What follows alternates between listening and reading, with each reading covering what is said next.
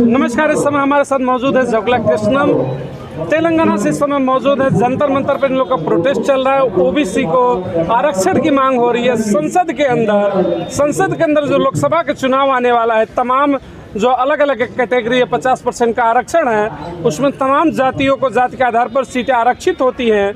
इनकी मांग है कि पूरे देश में ओबीसी की आबादी जितनी है, उस आबादी के हिसाब से संसद के अंदर भी उनको उनकी सदस्यता के हिसाब से आरक्षण मिले, उनकी आबादी के हिसाब से आरक्षण मिले, ताकि संसद में ओबीसी की आवाज़ को भी बुलंद की जा सके, उस समाज के डेवलपमेंट के काम हो सके। आइए बात करते हैं इनसे। संसद के अंदर ओबीसी आरक्षण को लेकर के जंतर मंतर पर आज आप लोग का बड़ा प्रदर्शन है। आप इतनी दूर से आए, क्या मांगे होंगी संसद के अंदर?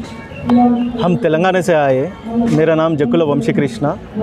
आज जंतर मंतर में ऑलमोस्ट 650-700 पीपल से हम लोग आज बहुत बड़े मीटिंग डिफरेंट स्टेट से यहाँ पे आए यहाँ पे। और हमारे national president R Krishnaiah ji, member of parliament, और इसका ऑर्गेनाइजेशन गुज्जा कृष्णा और कृष्णा जी ने पूरे ऑर्गेनाइज करके यहाँ पे बहुत अच्छा मीटिंग लगाए। ये मीटिंग को हमारा मुद्रा क्या है बोले तो ओबीसीओं को रिजर्वेशन देना, पार्लियामेंट में 50% रिजर्वेशन ओबीसीओं को देना बोल के हमारा मेन मुद्रा है। उसके वजह से हम यहाँ पे आके पार्लियामेंट सेशंस में भी बोलने के लिए आर कृष्णैया जी ने पार्लियामेंट सेशंस में भी बोले, और रिमेनिंग एमपीओस को भी हमारा रिप्रेजेंटेशन दिए। हमारे पार्लियामेंट में भी हमारा एक सेपरेट ओबीसी मिनिस्ट्री रहना चाहिए बोल के हम लोग यहाँ पे डिमांड करते हुए आए हैं। तमाम जैसे मंत्रालय होते हैं, पिछड़ा मंत्रालय है और भी अल्पसंख्यक मंत्रालय है, देश की संसद के अंदर जो सरकारें चलती थी, इन मंत्रालयों को पावर दिया जाता ताकि अपने लोगों के लिए वो डेवलपमेंट कर सके। उसी तरीके से इनकी भी मांग है, ओबीसी का मंत्रालय होगा, ओबीसी के लिए बेहतर योजनाएं बन पाएंगी, यही मांग होगी आपकी? यस। क्या है बोले तो यहाँ पे देखे गए तो अपन रिजर्वेशंस मेनली अपन देखे गए तो अपन का यहाँ पे रिजर्वेशंस कैसा है बोलते तो एससीओं को 15%, एसटीओं को 7.5% और ओबीसीओं को 27%। अपन मंडल कमीशन अपन का रिपोर्ट्स कौन सा सेंसस से लिया बोले तो 1931 का सेंसस से ही रिपोर्ट लेके ऑलमोस्ट 1257 कम्युनिटीज़ ओबीसी में आ रहा बोल के अपन 1931 का सेंसस ही अपन लेके 27% कंपलसरी रिजर्वेशन देना बोल के आ गया। वहाँ उसके बाद क्या हुआ बोले तो मंडल कमीशन ने सबमिशंस के बाद इंदिरा सुहानी केस आया, Indira Sawhney case versus union of India. उसमें एक सीलिंग लगाए, 50% रिजर्वेशन को एग्जिट नहीं होना बोल के सुप्रीम कोर्ट का जजमेंट है। सो अभी देखे गए तो ईडब्ल्यूएस लेके आए गए साल में, ईडब्ल्यूएस 10% रिजर्वेशन दिए। और ईडब्ल्यूएस रिजर्वेशन कहाँ से जा रहा? अपन यहाँ पे देखे गए तो 50% सीलिंग क्रॉस नहीं होना, फिर बीसीओं को 27% और एससीओं को 15%, एससीओं को 7.5%। अपन कैसा दे सकते हैं यहाँ पे? फिर यहाँ पे भी देखे गए तो all over India almost 60% of people belongs to OBC. यहाँ पे जिसका जितना संख्या है उसका उतना भागीदारी तो यहाँ पे नहीं है। हमारा डिमांड क्या है बोलो तो जिसका जितना संख्या बारी उसका उतना भागीदारी रहना चाहिए। सो वो मुद्रा लेके हम लोग यहाँ जंतर मंतर में आके धरना कर रहे हैं। जिसकी जितनी संख्या भारी उसकी उतनी हिस्सेदारी, यह नारा आपने तमाम पॉलिटिकल पार्टियों से सुना होगा, जो पिछड़ों दलितों को लेकर तमाम राजनीतिक दल जो कार्य करते हैं। इसमें इनकी मांग है कि जो 1931 की जो गणना 1931 की जो जनगणना थी, उसके आधार पर जो आरक्षण की प्रक्रिया है ओबीसी की, उसी आधार पर आरक्षण चल रहा है।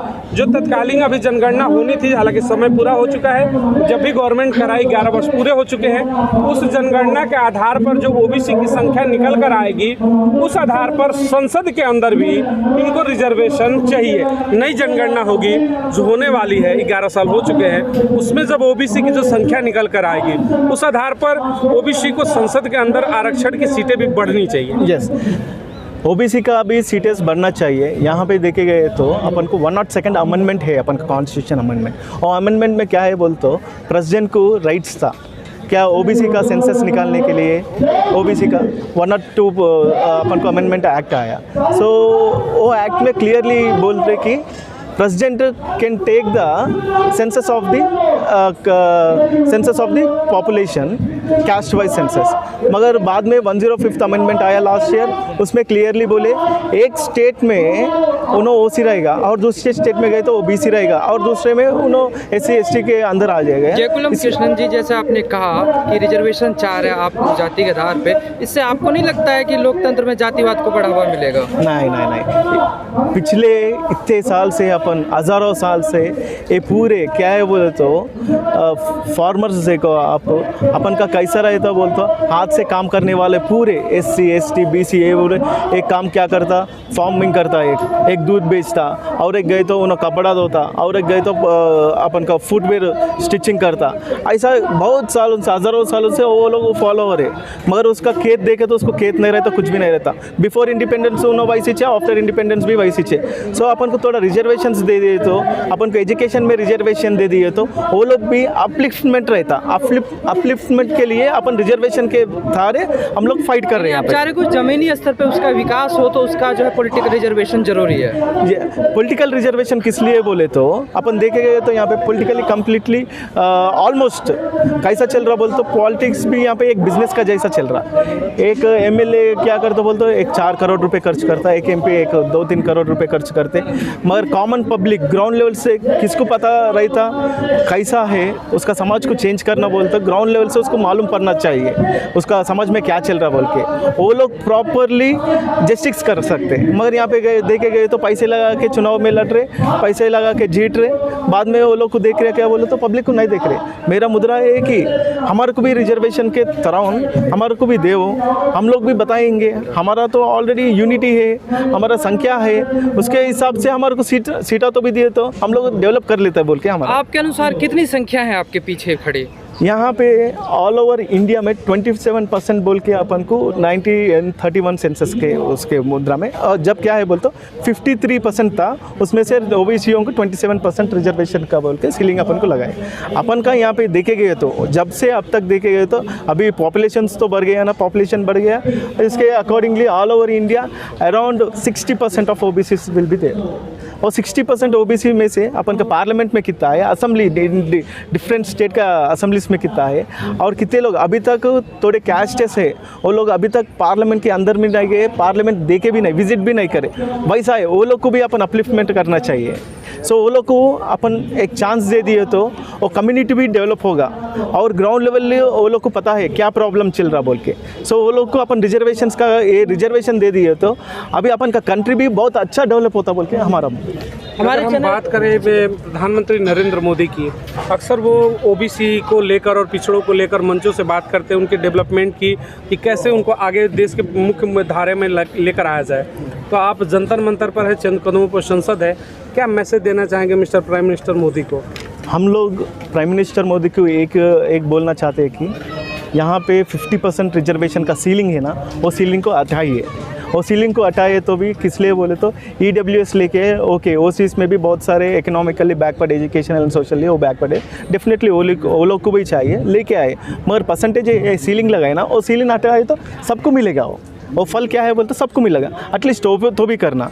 अपन 105 अमेंडमेंट रिसेंटली अपन को लास्ट ईयर आया, 105 अमेंडमेंट में क्या है बोले तो state government can take census, वो मुद्रा को स्ट्रेस करके एक ऑर्डिनेंस निकाल के हर एक स्टेट का सेंसस निकालना बोले तो cash wise census easily government को, सेंट्रल गवर्नमेंट को भी ईजी रहेगा, ये कैसा चल रहा क्या है, किसको कितना चाहिए, अपन को एक डाटा तो भी रहेगा। सो ऑलरेडी कॉन्स्टिट्यूशन में क्लियरली 105 अमेंडमेंट है, उसको तो भी अब प्रॉपरली इम्प्लीमेंट करना बोल का हमारा मुद्रा है, हमारा डिमांड है। हम तेलंगाना गवर्नमेंट की, तेलंगाना से तमाम लोग यहाँ पर बैक टू बैक प्रदर्शन कर रहे हैं। पिछले एक हफ्ते में देखा जाए कई पॉलिटिकल पार्टियाँ और कई सोशल एक्टिविस्ट जंतर मंतर पर प्रदर्शन कर चुके हैं।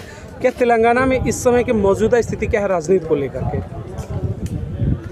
अपन यहाँ पे अपन का मेन मुद्रा क्या है बोलते ओबीसी के बारे में अपन यहाँ है, अपन ओबीसी के बारे में बोलूँगा मैं। ओबीसी का तेलंगाना का स्टेट में कैसा है बोले तो ऑलमोस्ट तेलंगाना गवर्नमेंट और तेलंगाना को कैसा डेवलप करना, इरिगेशन एंड रैतु बंधु और दलित बंधु, बहुत सारे ऐसा अच्छा प्रोग्राम्स लेके आ रहे हैं। साइमल्टेनियसली अपन ओबीसी का देखे तो ओबीसी का वहाँ पे तेलंगाना का स्टेट में देखे तो बहुत अच्छा जुडिशरी की सिस्टम में अपॉइंटमेंट्स वो भी अपन का तेलंगाना गवर्नमेंट प्रॉपरली ओबीसीओं को एससी एसटी एंड वुमेन्स को भी प्रॉपरली तेलंगाना गवर्नमेंट स्टेट में दे रहे, वैसे दूसरे स्टेट में भी देना बोल कर मेरा डिमांड है। प्रॉपरली तेलंगाना का स्टेट में कैसा चल रहा वैसे हर एक स्टेट दिए गए तो बहुत अच्छा है, बहुत अच्छा हमारे को ओबीसीओं को भी जस्टिस मिलेगा। हम बात करें तेलंगाना में ओबीसी के फाइनेंशियल कंडीशन की, all over Telangana OBC condition क्या है, फाइनेंशियल कंडीशन?